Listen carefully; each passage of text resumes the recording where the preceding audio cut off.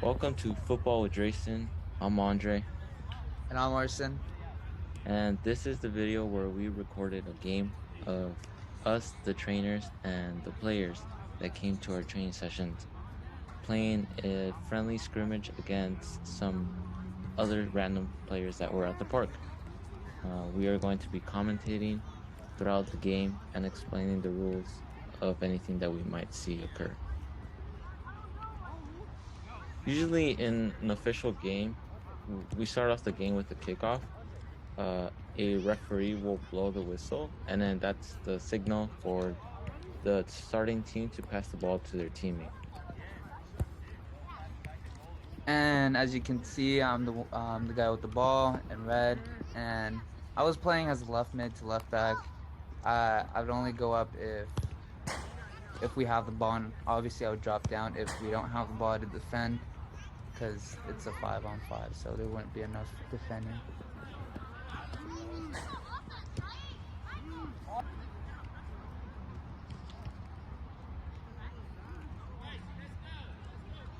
When the ball goes out of bounds on the opponent's side, it is now their possession of the ball, and the opponent that lost it no longer has that possession.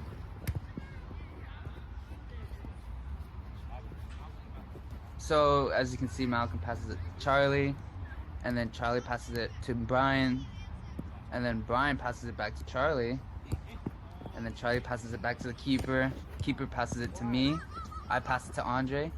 Andre drives in, and he takes a shot, and unfortunately, he misses. That was a nice header from Arson right there.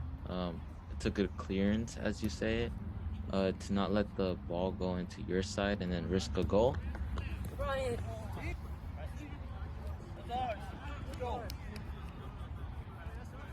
So when the ball goes out of bounds, it depends on who took it out of bounds. Like, if it was your ball and then you took it out, then it's now the opponent's ball, and the other way around.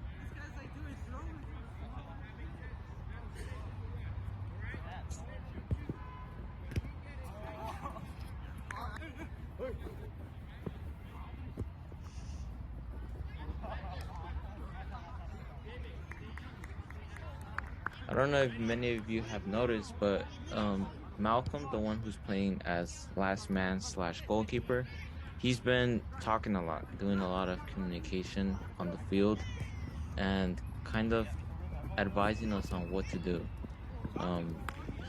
He has like the main view from the back, and then he's letting us know what's better and what's not. And then based on what he says, we'll use our judgment as well to make a better decision.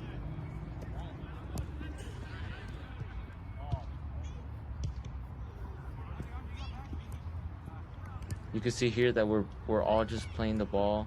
We're keeping possession, passing it to each other, making sure. I get open for Arson, and then I pass it back to Arson. Passes it back, switch it up to the other side, and then Charlie tries to do a through pass, but gets blocked.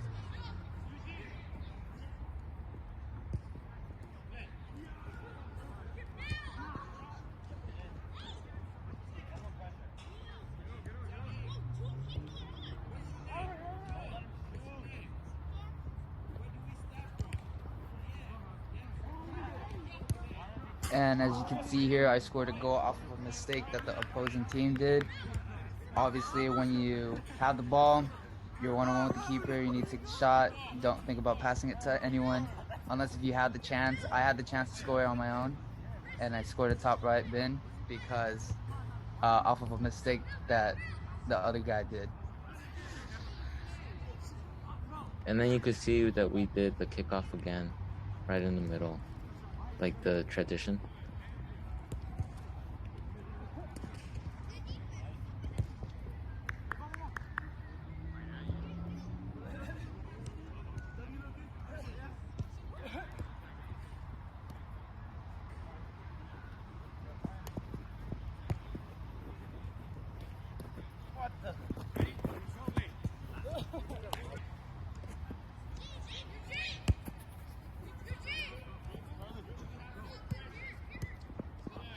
And as you can see, we're all aware of our surroundings. So it wouldn't be too hard to pass it to people because you're very aware of where your teammates are, and that was a beautiful block from Charlie on goal, and lots of credits to him.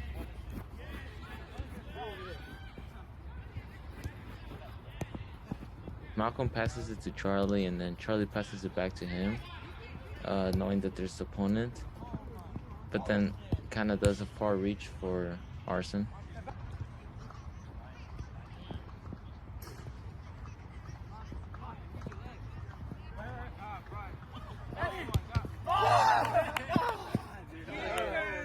And then you can't really see, but Arson then blocked the shot from the opponent.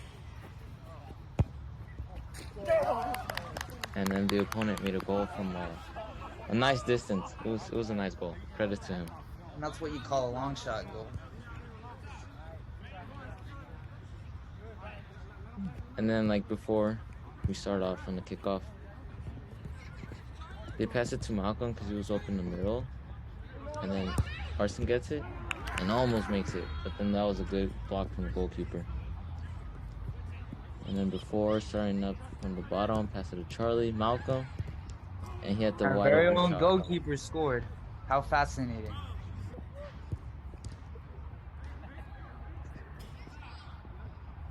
You normally don't see that, seeing keepers score.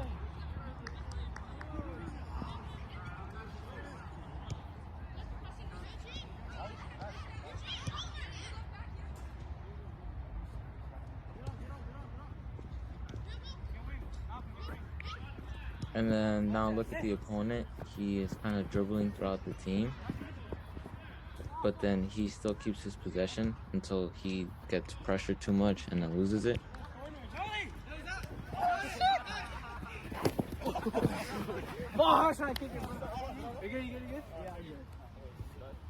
And then that's good sportsmanship from right there from our opponent. He did a slide tackle, which we covered on our defending video. And even though it was clean, he still checked up on his opponent and asked if he was okay.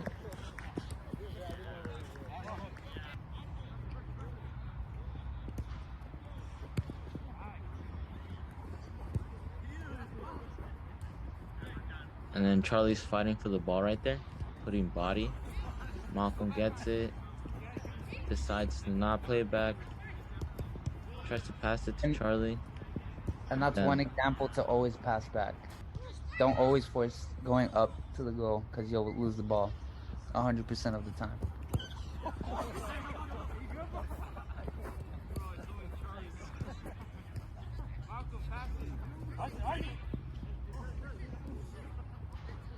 Charlie has the ball there, I have it, but then I try to play it forward and I lost it. Another example why you should try to play back. And then Charlie wins the ball again, but then takes it out of bounds. Now it's the opponent's ball. As you can see, the guy in the blue shorts is asking for the ball. And that's the type of communication you will want to have with your team on the field.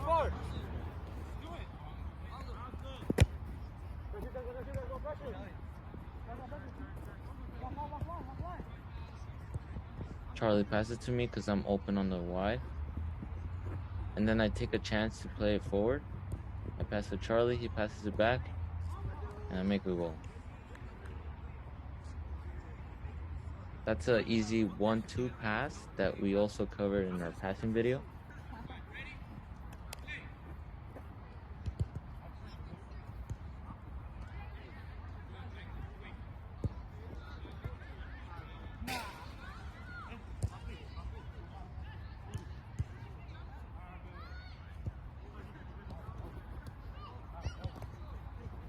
Arson passes it to Brian to try to play wide, and then Brian plays it back to Arson, playing it wide.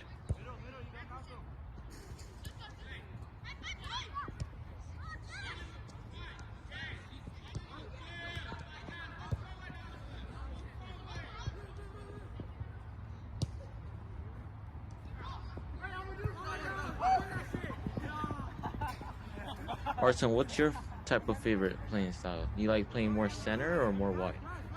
I like playing center because I like to dribble, and I think dribbling is a lot of fun.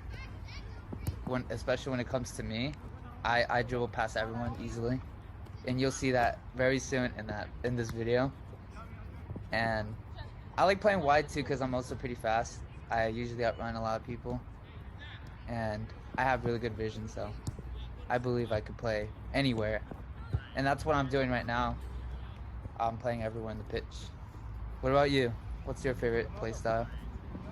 Yeah, you could see that we kind of both have similar play styles. You know, you started off in the middle, made your way around, uh, maintaining possession while I was trying to get open from the defenders, either being center or going wide.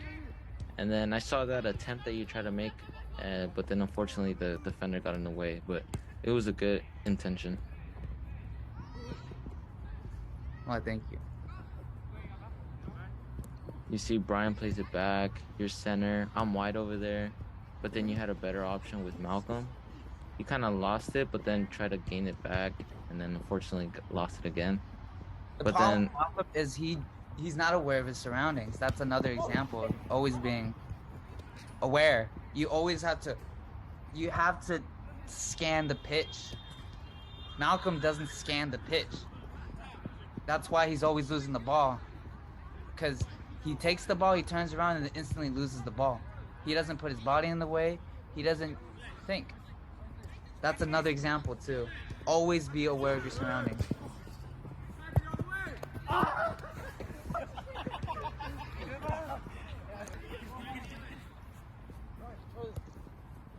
Another good thing is that if you do end up losing possession, keep your composure and keep working hard to try to get the ball again back. You have to keep that pressure.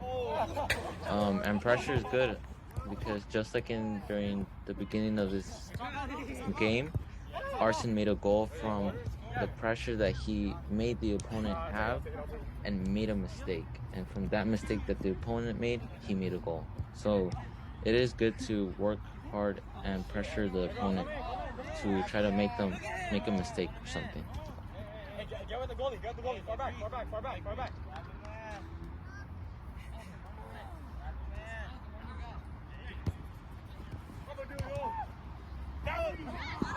And as you can see here, there was a long ball played. Almost scored by Merrick-Win, but it was an excellent try. Oh shit!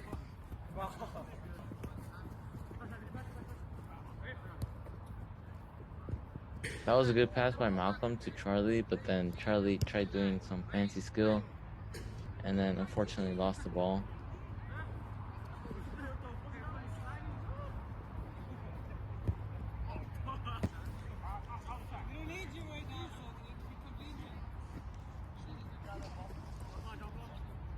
And then I decide to play it back here. Brian looks up, scans the field, and sees what's his best option. Passes it back to Charlie. And then back to Brian again.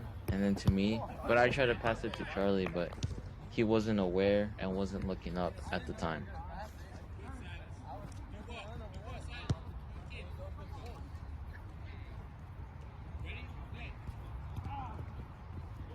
And then I headed the ball away, and Malcolm was in the right position. But then he should have passed it to Arson right there in the middle, where Arson could have had a better chance of shooting. Wait, we have our ball back. We got our ball back.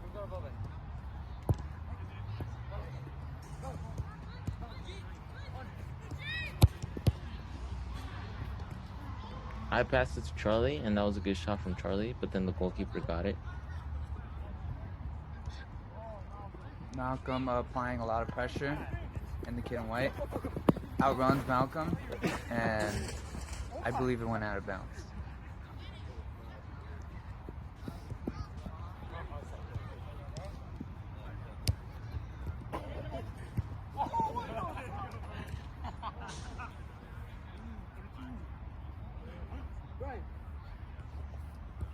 What an ass throw.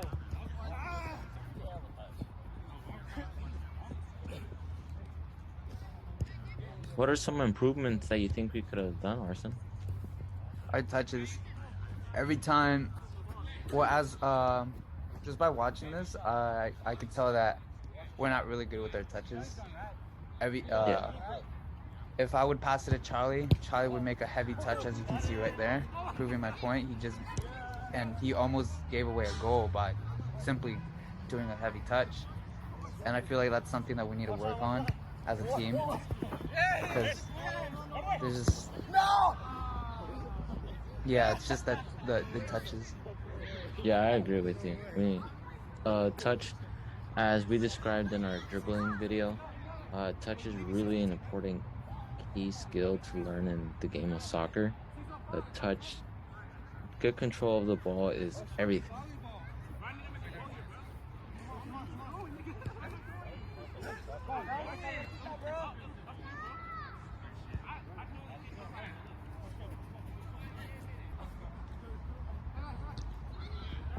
There hasn't been much of this in this game particular, but there are some rules called there's one rule called offside where your teammate, or could be yourself, is behind the defenders and a teammate passes the ball to you. That is not allowed in the game of soccer, as you have to be in front of the defenders before the pass to make the run. What a goal from Charlie with his left foot. Excellent goal from Charlie. Beautiful pass from Malcolm with the excellent left foot shot. Incredible.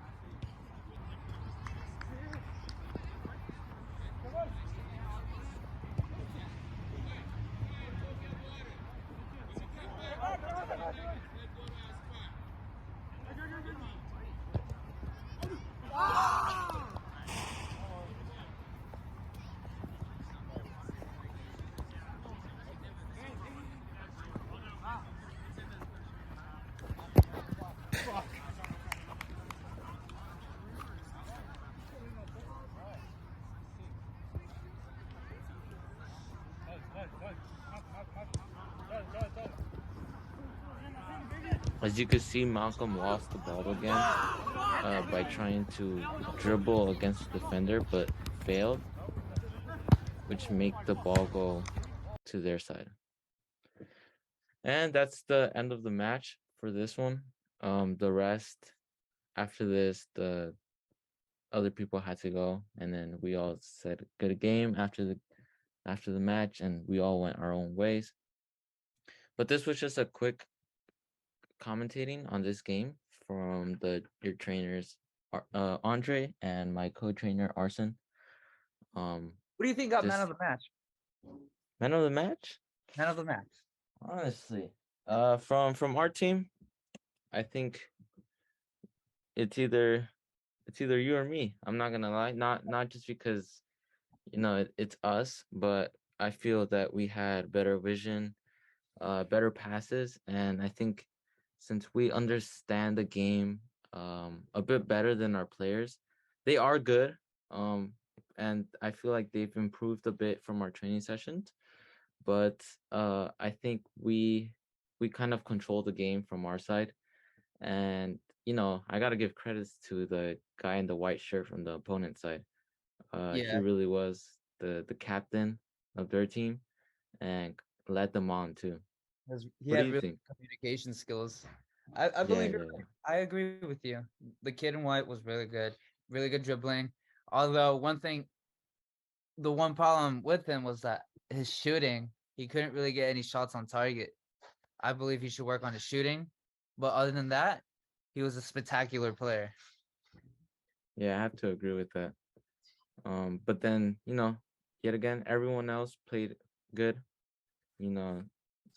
As like me and Arson, we make mistakes too, but then we also have to do better accomplishments to overtake those mistakes.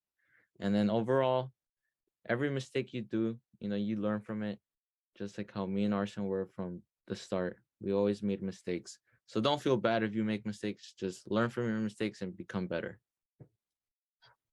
And thank you for watching, and we'll see you later.